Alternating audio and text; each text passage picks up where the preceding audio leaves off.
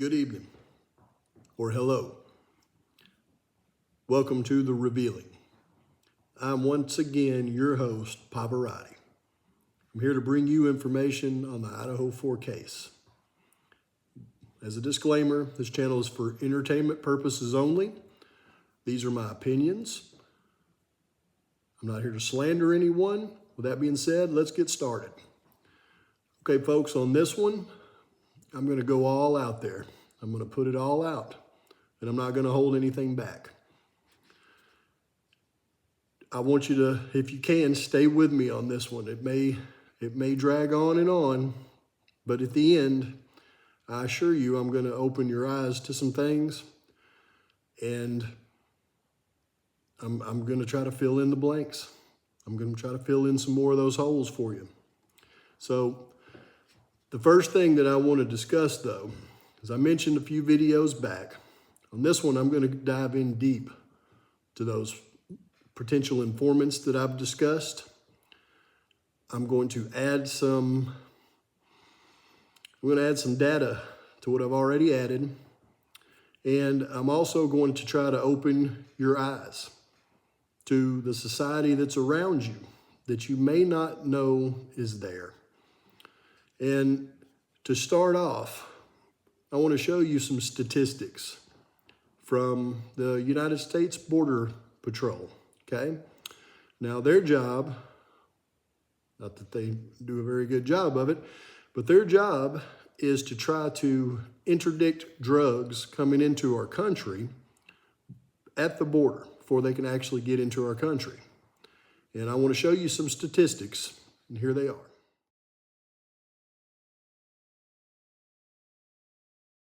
Okay, so what I showed you was in 2020, Border Patrol was able to interdict about 900,000 pounds of drugs at our border. Well, the drug smugglers are very savvy.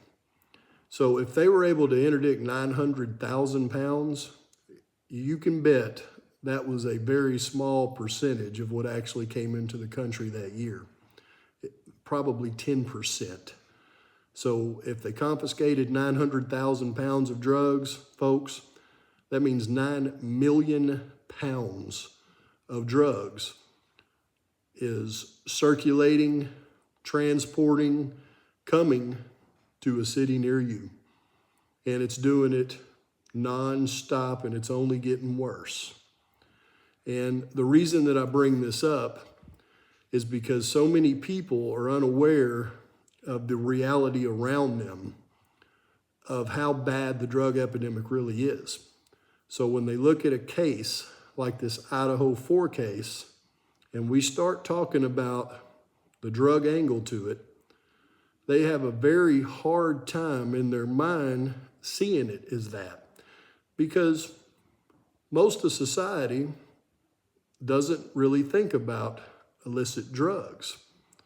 They don't realize that the people around them that they interact with on a daily basis, a good percentage of those people actually are using drugs, and they don't know it.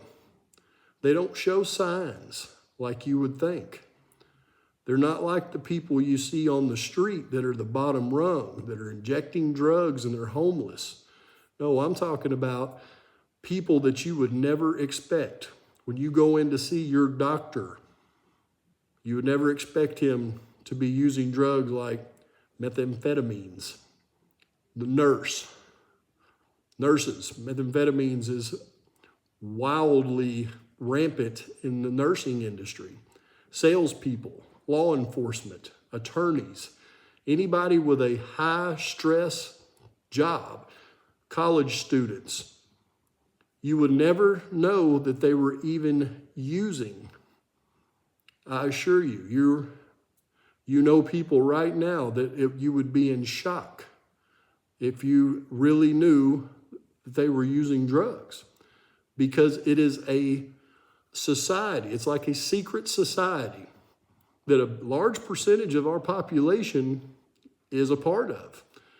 You just don't know it because they will never tell you that they do it. That's something they're going to keep secret. The only people that knows is the other people that are doing it as well. And the reason that I bring that up is because this is a massive business here in our country. And then when I start talking about things like drug trafficking, there are many levels to it. And I've already discussed those levels in previous videos. But today what I want to discuss is how it impacts this case in the Idaho 4 and how it could have possibly impacted the people that are involved in this case. Now, what I want to do is go back to those people that I brought up a few videos back. And this is where I must stress, this is going to be my pure speculation, okay? Pure speculation. This is what I think happened. Not here to slander those individuals. If they weren't involved, sorry. But this is what I think happened.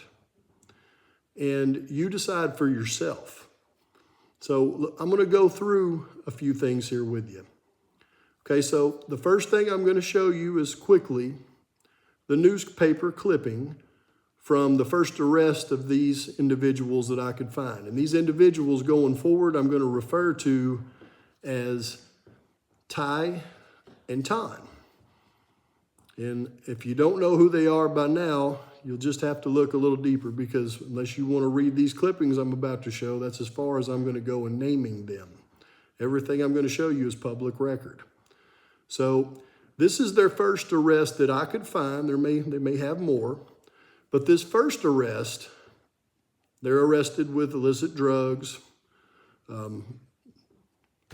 fair amounts of the methamphetamines, some other illicit drugs. They got some other charges, gun charges with them. And what this first arrest shows is it establishes their criminal record, okay? So after this arrest, they can never be charged again as a first-time offender. Okay, let's take a look at it.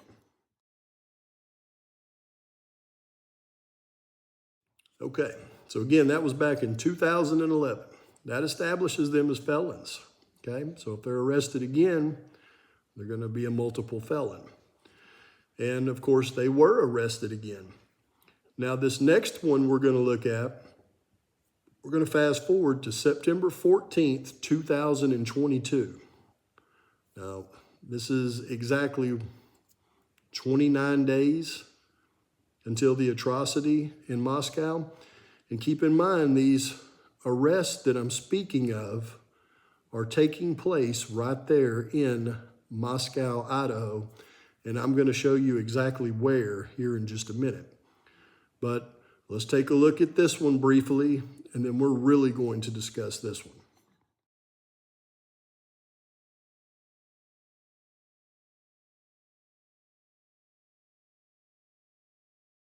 Okay, so that arrest, they had fentanyl pills, but they also had over a pound of methamphetamines.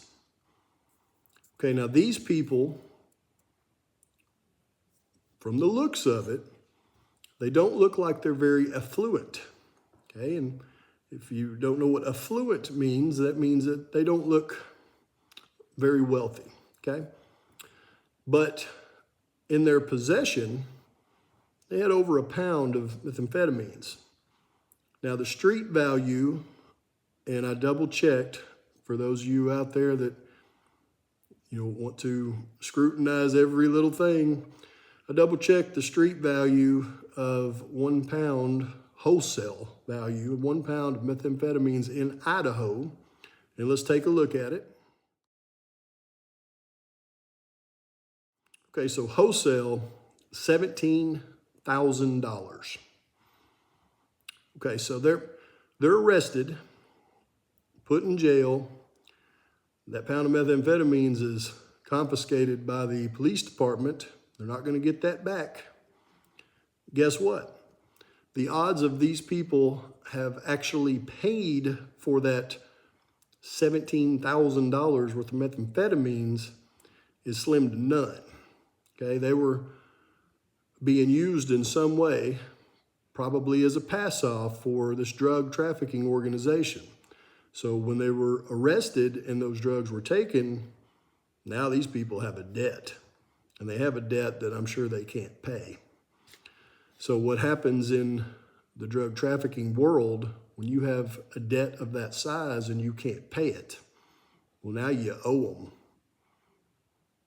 Now it's either your life or you do whatever they tell you to do. Well, let's think for a minute. Going back to everything that I've said in my previous videos, and when you get to this video, folks, if you haven't watched all my videos, you might as well go back and watch them all and then rewatch this one, because this one I'm not messing around with, and you need to understand where I'm at in this as I go through this video. So, well worth your time, I think, people have said. But at this point, the victims in the atrocity, they have parents who have apparently, some people have said, we're working with law enforcement, making deals, turning over people to get their drug charges reduced right at this time. This very well could have been one of the people that was set up by them. So if that's the case, now they're in jail in Latah County at this time, and they're scared. They're very scared. Well, what happens next? Well, Ton, she makes bail. Very interesting, because bail on drug trafficking, typically a $100,000 bond, which means you got to come up with $10,000 cash to cover that $100,000 bond, which is, that's pretty strange. She was able to come up with that money, or the judge reduced it. So I can't find the documents on how she made bail. So that one is a question. But we know how he got out. That's right. We're going to look at that clipping next, because they let him out on a magical furlough. The judge let him out.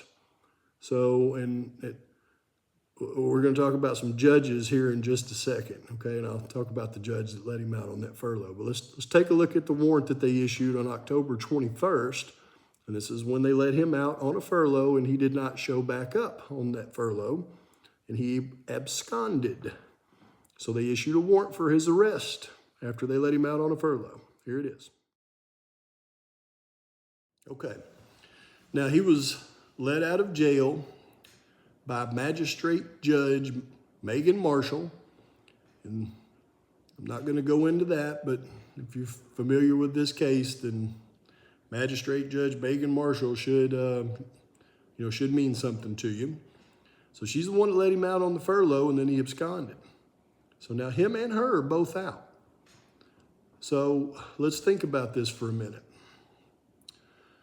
Now they're out.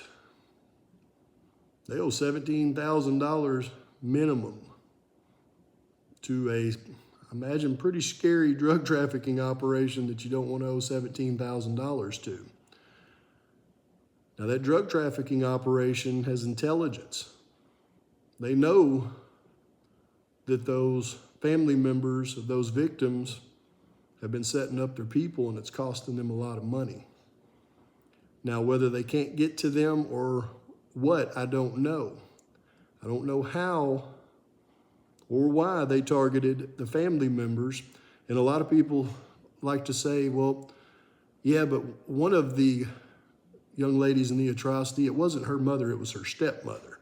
So why would they go after her stepdaughter? Well, folks, you got to understand, these are drug traffickers. They're not super sleuths. I mean, they did a little research, probably thought it was her daughter. Probably didn't know it was her stepdaughter, okay?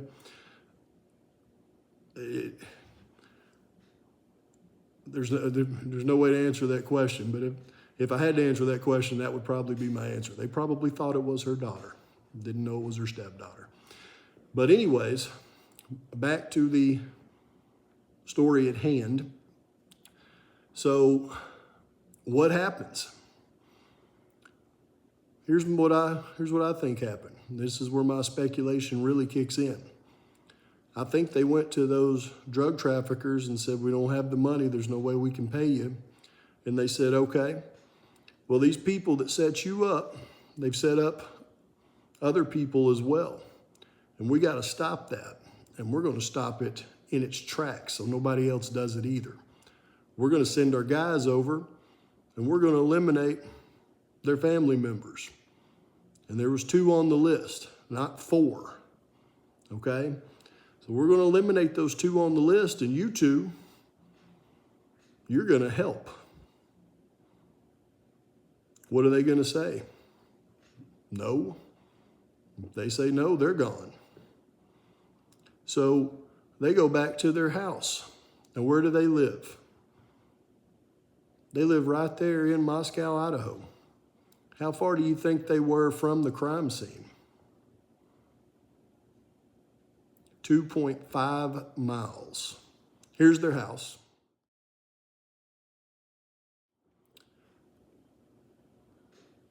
.5 miles.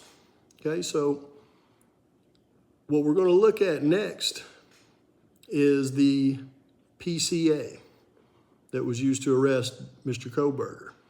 In the PCA, it's going to show where the car, suspect vehicle number 1, entered the neighborhood of the King Road residence at 329, and it made a few passes, 3 to be exact, and then it exited that neighborhood via Wallenta Drive.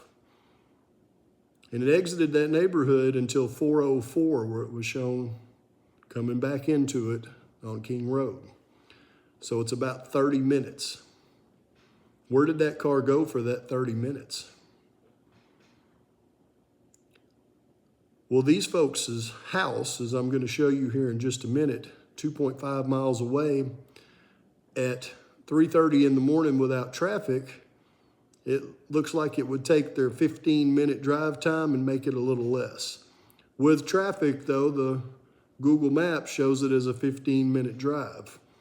So that gives them just enough time to leave that house at 1122 King Road at 329, drive to these folks' house 2.5 miles away, a few minutes to gather them up, and then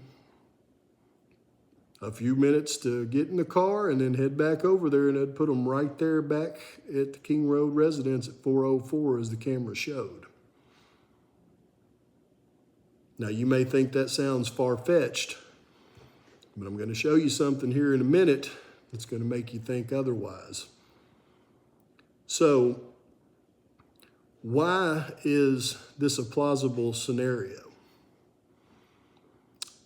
If you've watched my videos, a few videos back on the informants, when I brought these folks up, Ton and Ty, well, you'll know that the way that they continue to get out of their major arrest is suspect.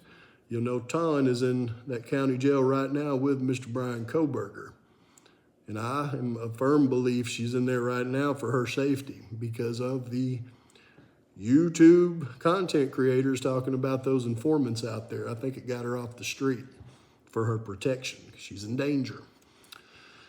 But when we go back to those leaked texts from Mr. Steve G., we remember a couple of them. And they were kind of odd. People really looked past them, I think. But let's take a look at them real quick.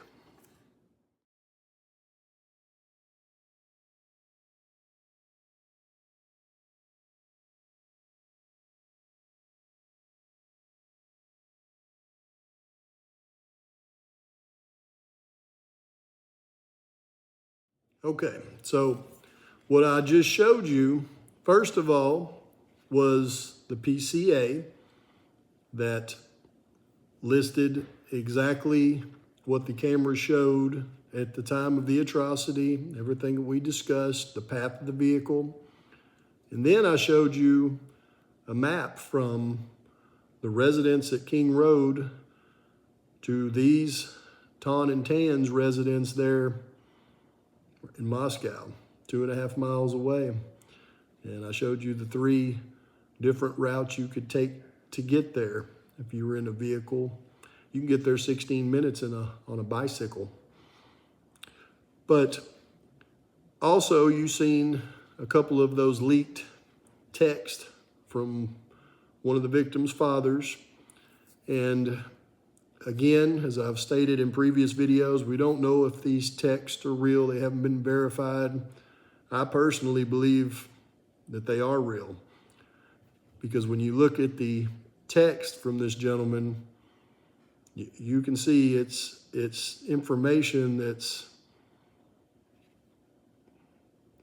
it's not like the information that he was getting. The information he was given, it was legit. And what did he say? He said, "What about this sick bitch working for BK?" Now, that certainly implies that a lady would have been involved working for BK during the atrocity. Who would be this mysterious lady? Why would she work for BK? Why would she be involved in an atrocity like this? And see, folks, when we talk about things like this, that's where all the other scenarios should just vanish. Because the only way he's got a woman working for him in an atrocity like this is if he's doing a job. People don't work for people that aren't doing a job. That's the whole definition of working, isn't it? When you work for somebody, you're working on a job. And his other statement was, what kind of a woman would protect a monster? Another kind of monster. So why was she working with BK? I assure you, she had no choice in the matter. They were making her do it. Now, it's going to get even more interesting after this. Because let's think about this atrocity for just a minute, okay?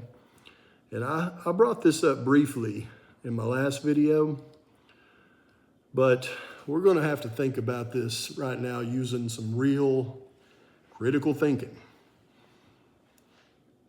What type of crime scene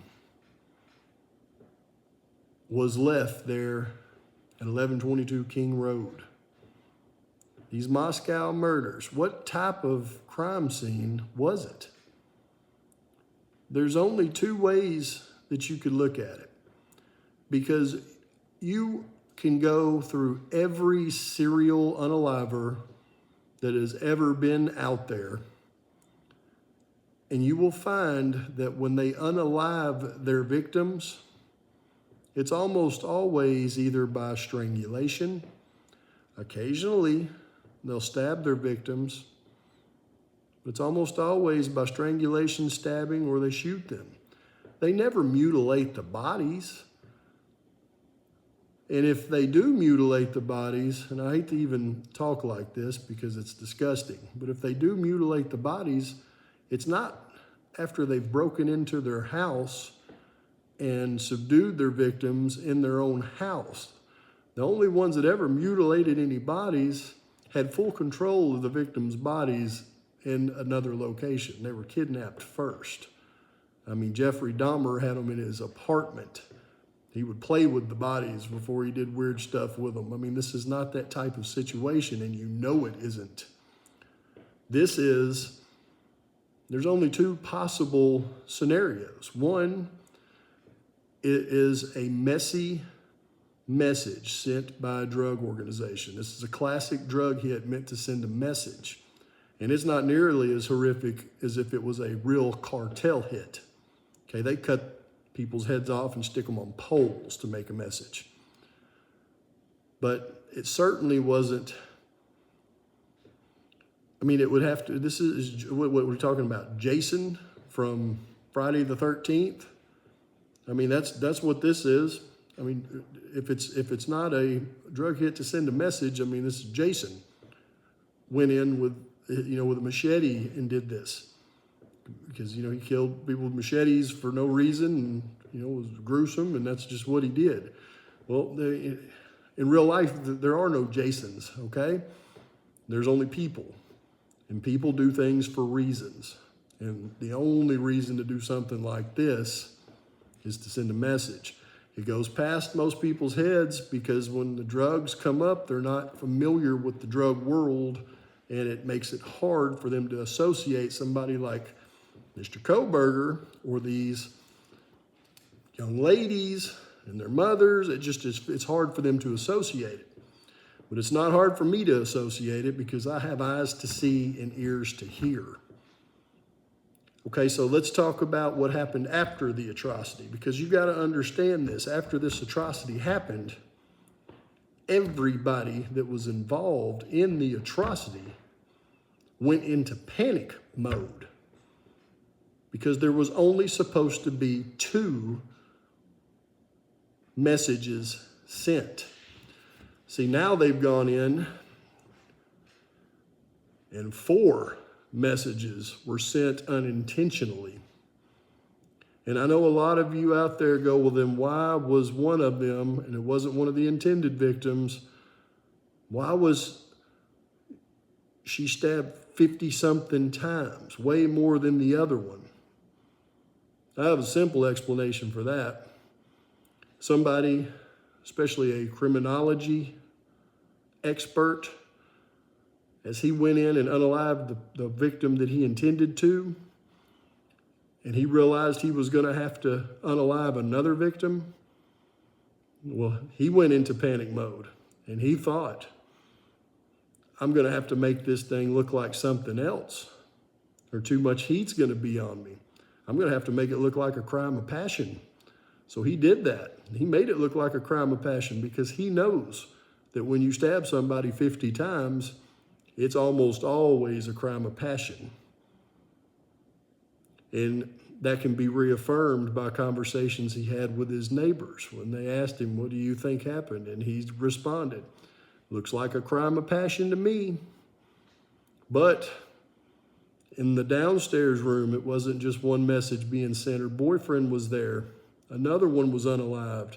When they left out of there, they've got big issues. They know the veracity of the situation. They just unalived 4 college students. Now this thing's a federal offense because if you unalive more than 3 in one time, it becomes a federal offense. Everybody's panicking, especially those people that were forced to work with them, I'm sure. And we know this because they were apprehended a short time after that. And BK became high on the radar a short time after that as well.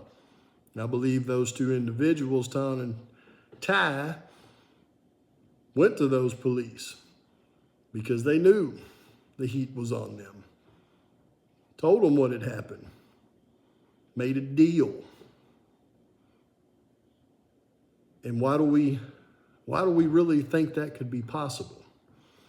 Well, it's very odd that somebody gets arrested on September 14th, gets furloughed on October 21st, absconds from that furlough, gets a felony warrant issued for not reporting back to the jail like they're supposed to, was rearrested on that warrant on December 2nd, and then they went ahead and went to court on their charges on December 20th. I finally found it. Took me a while. I had to find it in another article because it's not out there easy to find like the other articles. But here it is.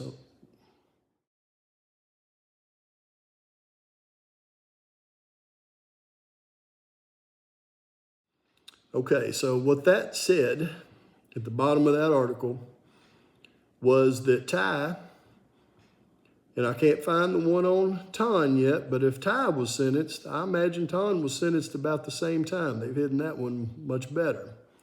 But it said that Ty was sentenced on December 20th, 2022.